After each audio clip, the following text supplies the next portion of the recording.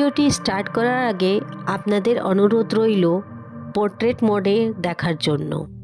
চলুন বন্ধুরা, আজকে ঘুরে আসি পলাশী গ্রামে, যেখানে হয়েছিল পলাশীর যুদ্ধ। দেখব কিভাবে 1957 সালে বাংলার স্বাধীন নবাব সিরাজউদ্দৌলা পরাজিত হন ইস্ট ইন্ডিয়ার কোম্পানির কাছে। আর দেখব বিশ্বস্ত সেনাপতি মীর মদনের স্মৃতি স্তম্ভ। হ্যালো বন্ধুরা, আপনাদের আবার স্বাগত ট্রাভেল টু প্যারাডাইজে। কালকে আমরা কলকাতা থেকে রওনা দিয়েছিলাম নবাবের শহর মুর্শিদাবাদ ঘোরার উদ্দেশ্যে, আর উঠেছিলাম আমার ভাসুরের বাড়িতে। এই যে দেখুন, সাত সকাল শীতের দিনে আমরা উঠে পড়েছি। খুব ঠান্ডা পড়ছে, চারদিকে কুয়াশা ভর্তি। তো একটু সূর্যর অপেক্ষা করব, যখন সূর্য আসবে তারপরে আমরা প্রস্তুতি নেব যাওয়ার জন্যে। তো তার আগে আমরা একটু ঘোরাফেরা করব। সকাল সকাল আমরা একটু হাঁটতে বেরিয়ে গেলাম। বাচ্চারাও খুব এক্সাইটেড ছিল, আর ওরাও আমাদের সাথে সাত সকাল উঠে গেছিল।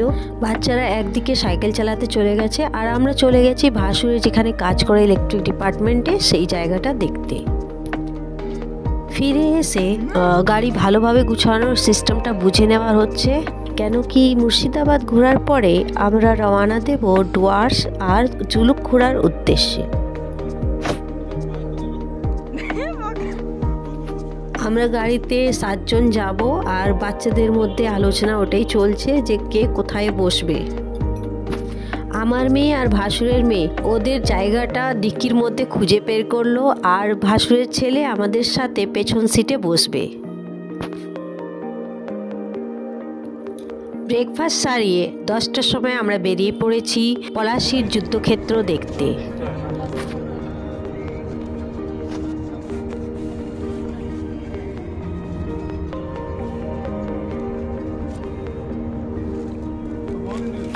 দুই বোন পেছনে বসে খুবই এনজয় করছে, কিন্তু পেছনে প্রচুর রোদ পড়ছে বলে শলটা লাগিয়ে দেওয়া হয়েছে।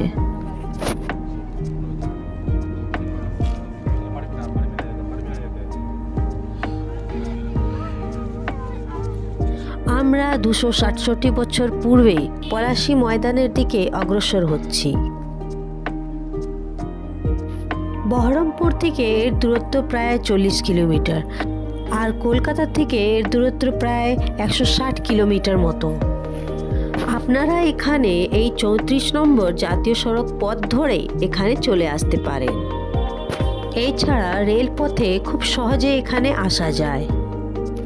কলকাতা শিয়ালদা থেকে লালগোলা প্যাসেঞ্জার ট্রেন বা মুর্শিদাবাদ লাইনের যে কোনো এক্সপ্রেস ট্রেন ধরে আপনারা এখানে পৌঁছে যেতে পারবেন।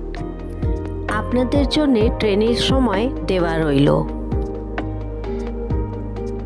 পলাশী স্টেশন নেমে টোটো ভাড়া করে আপনারা যেতে পারেন পলাশী যুদ্ধক্ষেত্রে। আমরা প্রায় পৌঁছে গেছি। জাতীয় সড়ক থেকেই দেখতে পারবেন পলাশীর এই সাদা গেটটি। জাতীয় সড়ক ছেড়ে বাঁ দিকে ঢুকে গেলেই আপনারা এই গেটটা দেখতে পারবেন। গেটের নিচ দিয়ে চলে যাওয়ার এই রাস্তা স্বাগত জানাচ্ছে পলাশী ময়দানের যাওয়ার।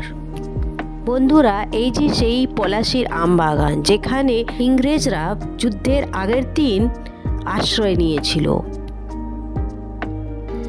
এটাই হলো পলাশীর সেই বিশাল আকার মনুমেন্ট, যাতে খোদাই করে লেখা রয়েছে ব্যাটেলফিল্ড অফ পলাশী।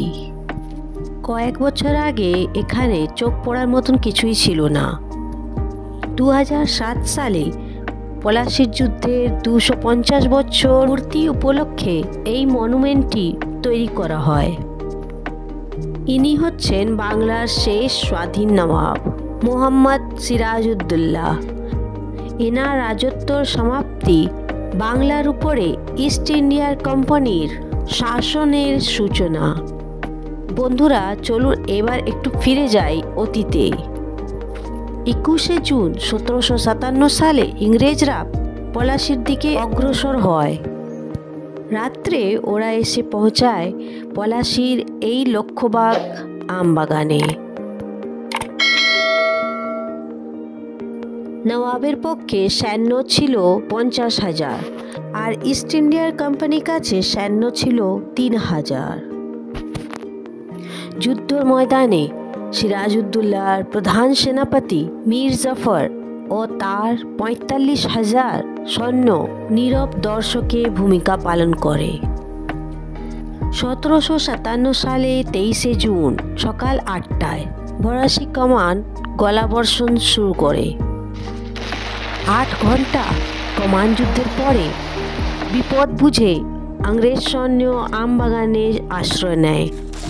ফলে নওয়াবী কামানের গোলা আমবাগানের উপরে পড়তে থাকে আর ইংরেজ সৈন্যরা নিরাপদ থেকে যায়।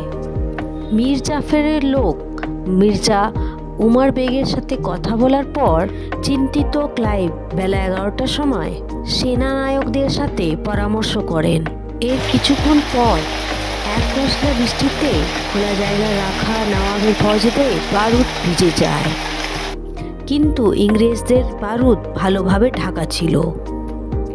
ভিজে বারুদের কারণে মীর মদনের কামানের গোলাবর্ষণ কমে যায় আর ওইদিকে সুযোগ পেয়ে ফরাসি কামান গোলাবর্ষণ শুরু করে।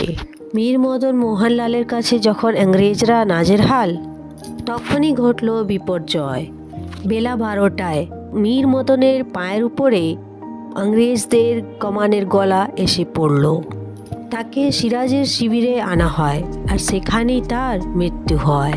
মীর মদনের মৃত্যুর পর সিরাজ মীর জাফরকে ডেকে পাঠালে মীর জাফর সিরাজকে সেই দিনের মতন যুদ্ধ বন্ধ রাখার কুপরামর্শ দেয়। অনভিজ্ঞ সিরাজ তার পরামর্শ গ্রহণ করে। অভিজ্ঞ যোদ্ধা হলে হয়তো তা করতেন না, কেন নবাব হিসাবে তিনি সেনাবাহিনীর সর্বাধিক নায়ক ছিলেন। নিজে যুদ্ধে নামলে তাহলে হয়তো ইতিহাস বদলে যেত। বেলা 12টায় নওয়াবী কামান গোলাবর্ষণ বন্ধ করে।